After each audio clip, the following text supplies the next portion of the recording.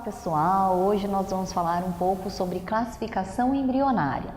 Então, os animais, eles apresentam uma escala evolutiva em relação à sua especialização dos sistemas em geral. Então, essas especializações elas vão acontecendo por uma série de fatores que estão relacionados com o desenvolvimento embrionário. Então, os indivíduos eles são fecundados por um óvulo, um espermatozoide e esse zigoto, conforme os estágios que ele for realizando em relação aos processos de divisão, eles vão formando tecidos, que são tecidos primordiais, totipotentes e que são três, né? A ectoderme, que tem um revestimento externo, a endoderme interno e entre a ecto e a endo a mesoderme. Nem todos vão fazer todos os três tecidos. Então, conforme eles vão fazendo, eles vão conseguindo ter mais especializações uns que os outros. E além disso, a gente consegue também ter outros pontos de vista aí de classificação e diferenciação, né? Por que um grupo é invertebrado, outro é vertebrado, por que poríferos são tão simples, e aí os equinodermos estão no topo dos invertebrados. Então, toda essa consideração vem um pouco dessa classificação embrionária.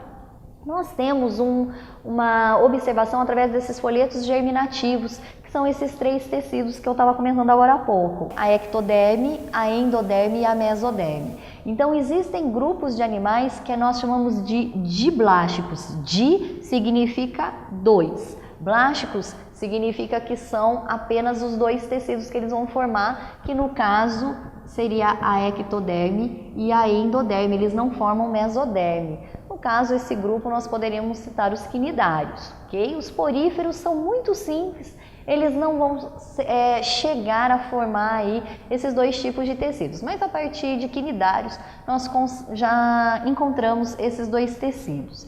E depois nós temos animais que são triblásticos. Tri significa três, os três tecidos que seriam então a ecto, a endo e a mesoderme. Então, quando é formado isso, a partir de plateumintos a gente já consegue ver a formação desses três tecidos. Uma outra característica é o celoma. Celoma é a mesma coisa que cavidade. Então, na biologia não existe buraco, né? O buraco pode ser um jogo de cartas ou o buraco pode ser, enfim, um buraco no chão. Mas na biologia, tudo que forma um buraco nós chamamos então de uma cavidade. Então, o celoma ele é uma cavidade. Os animais eles podem ter celoma ou não. Então, os que não têm cavidade, não têm celoma, nós chamamos de acelomados. No caso, os plateumintes. Então, veja, os plateumintes são triblásticos, mas eles são indivíduos acelomados, eles não apresentam a cavidade. Os pseudocelomados são indivíduos que vão formar uma cavidade, mas essa cavidade não vai estar revestida internamente pela mesoderme. E isso a gente encontra apenas no grupo dos nemateumintes. E depois nós temos o grupo dos celomados, que são os indivíduos que vão apresentar essa cavidade e essa cavidade ainda vai estar revestida pela mesoderme, que é um tecido germinativo. Então, no caso, quem são os grupos que vão apresentar isso? A partir de anelídeos. Então, os anelídeos, os moluscos, os equinodermos, os artrópodes e todos os vertebrados, todos eles vão apresentar celoma. Muito bem, uma outra característica é o blastóporo. O blastóporo ele é um orifício, uma abertura que durante a fase de gástrula ele comunica o arquêntero, que é o intestino primitivo no indivíduo que está sendo desenvolvido, ainda muito num estágio muito primordial, e ele então, nesse orifício, ele faz o contato externo entre o arquêntero e a parte externa desse indivíduo. Muito bem, esse blastóporo, se ele ao longo do desenvolvimento formar primeiro a boca, nós chamamos esses indivíduos de protostômios. Se ele formar, ao invés de primeiro a boca, formar o orifício anal, o ânus, e depois ele vai formar a boca, então nós chamamos esse indivíduo de deuterostômios. Não é preciso ficar decorando na escala quem é protostômio e deuterostômio. A gente sabe que deuterostomados são apenas os equinodermos ou seja, a estrela do mar, o pepino do mar, o lírio do mar, a família do mar, né? Os equinodermas, mais todos os cordados. Então, os peixes, anfíbios, répteis, as aves e os mamíferos. Então, fica fácil se eu souber que o último grupo, né, na escala evolutiva dos invertebrados, que são os equinodermatas, e mais todos os cordados, o restante, todo mundo é protostômio. Muito bem, um outro item é a simetria.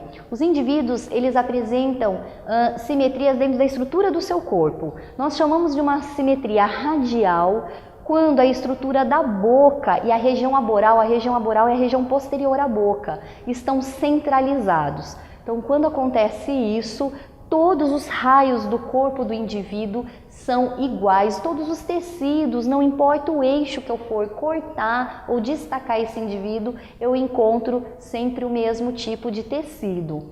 Então, para esses indivíduos, nós chamamos de indivíduos radiais.